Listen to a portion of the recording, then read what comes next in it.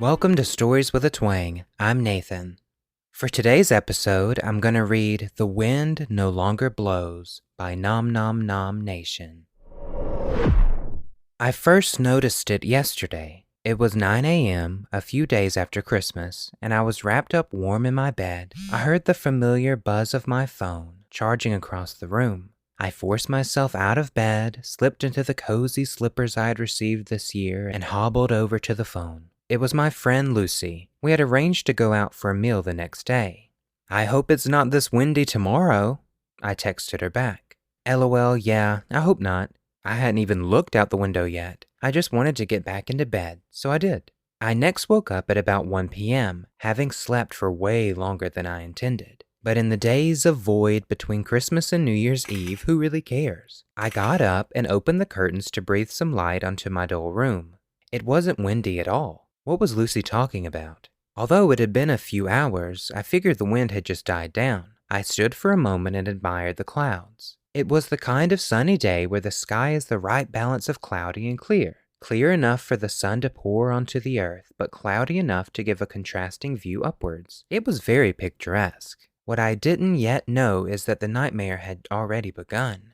I didn't go out all that day, despite the great weather. I spent it on various streaming sites, in my pajamas, going through 3 hot chocolates. As nice and cozy as I felt, something felt strange. I always feel strange after Christmas, feeling as though I exist in some kind of limbo. But this felt more exaggerated than usual, but I brushed it off. The next day rolls around, today. The same routine again. I got out of bed at about 1 p.m., slipped into my slippers and opened my curtains. I stopped to look at the sky again.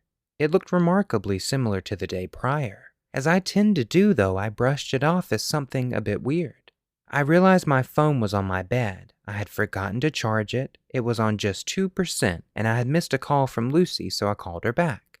"Hey, Lucy, sorry I missed your call." "No worries. Are we still on for 2? "Yeah, absolutely. I'm basically ready." I was not. "Cool, just wanted to check because of how windy it is again." "Oh, it doesn't seem that windy." "Wait until you get outside. It's horrible. Just let me know if you need to cancel." "All right, sure, will do. Speak to you soon."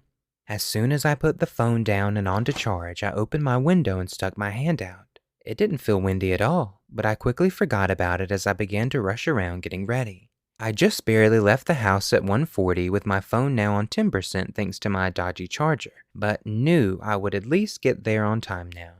As I began to walk, I noticed the distant lack of any wind at all. Not even a gentle breeze brushed past me. The sounds of rustling leaves in the trees was eerily absent, and looking up revealed the clouds to be entirely motionless. I had never seen the air stand so still. If I stood still and didn't move, the world looked as though it were frozen in time, perfectly kept pristine for me. At that moment, it was oddly calming. Until I noticed something even more peculiar, something I hadn't yet noticed. I had not walked past a single person. I had not heard the chirp of a single bird. I had not seen a single car. I thought perhaps the wind had just recently stopped and that nobody had come outside yet, though I also knew deep down that this was impossible, for I had known when I woke up that it wasn't windy at all. I arrived at the meeting spot at exactly 2. The town center was absolutely dead and empty, with nobody in sight, not even Lucy. That's when she texted me. "Where are you?" "I was outside Pete's Pizza." "I'm outside Pete's Pizza." "So am I. Maybe you're behind the crowd. LOL. Come closer to the door. I can't see you." Crowd? What crowd was she talking about? "What crowd are you talking about?" She video called me at this point, and it's when I truly realized what was going on. I answered, and at the same moment, we noticed we were standing in the exact same spot. Both of us were directly outside the main entrance, only in her video feed, other people were walking past her, and I was completely alone. I was factually standing right on top of her, yet I was clearly nowhere near her. We both stood looking at each other through our phones, the only thing currently connecting us. Neither of us got a word out before my phone died. The only thing in the world acting as a window out of this just died in my hands. Panic began to set in. I ran into the restaurant. Empty. I ran into the shop across the road. Empty. I ran outside and screamed. It echoed through the empty streets. Being alone has always been an anxiety of mine, and this is the worst fear realized into reality. I broke down on the road, crying. I wanted to wake up, but I was painfully aware of how awake I already was. The run home took half the time it had taken me to get there. I turned on the TV and it was normal. Everything was normal. The signal is working completely fine, yet physically I am alone. I am in my own world. I'm typing this from my laptop as my phone charges. Once I post this, I'm going to call Lucy back. I don't know what this is yet. I just know that this isn't your world. It's connected to it. I mean, it must be. Otherwise, how would I be able to use and browse the same internet as you? I looked outside, though, and everything is so quiet. Everything is so lonely and empty, and I don't truly know where I am. The trees do not sway. The clouds stand still and the wind no longer blows. Alright everyone, I hope you enjoyed this week's story. I would like to give a big thank you to Nom Nom Nom Nation for letting me read their story on the podcast.